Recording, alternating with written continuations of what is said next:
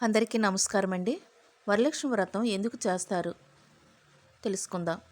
శ్రావణ మాసం వచ్చిందంటే ప్రతి ఇంట్లో పూజల సందడి మొదలవుతుంది. అందులో ఎంతో విశిష్టమైనది వరలక్ష్మి వ్రతం. అసలు వరలక్ష్మి వ్రతం ఎందుకు చేస్తారు? ఈ వ్రతం వెనుక ఉన్న అసలు భావం ఏమిటి? ఎవరిని పూజిస్తారు? ఈ వ్రతాన్ని ఆచరించడం వల్ల ఏం కోరుకుంటారో ఇప్పుడు తెలుసుకుందాం. వరలక్ష్మి అంటే వరాలను ప్రసాదించే లక్ష్మీదేవి అని అర్థం. అందుకే వరలక్ష్మి వ్రతం రోజున అమ్మవారిని భక్తి శ్రద్ధలతో పూజించి కుటుంబానికి ఆరోగ్యం, ఐశ్వర్యం, సుఖశాంతులు, సౌభాగ్యం, సంతానం, ధైర్యం, క్షేమం కలగాలని ప్రార్థిస్తారు.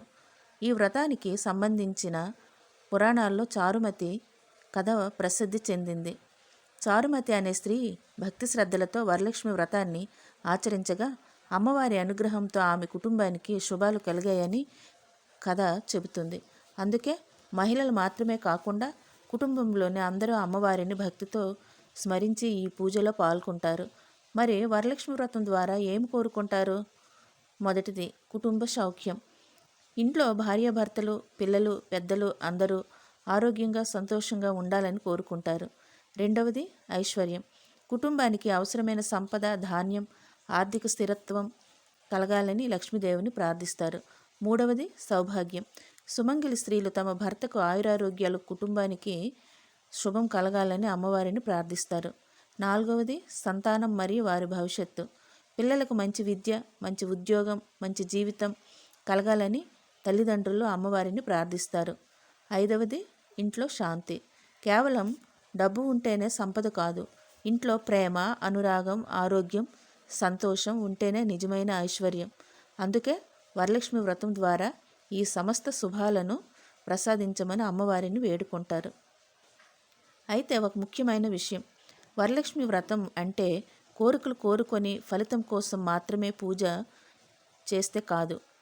మనలో భక్తి, నియమం, దానం, మంచితనం, కుటుంబంపై ప్రేమ పెంచుకోవడం కూడా ఈ వ్రతం యొక్క ముఖ్యమైన ఉద్దేశ్యం.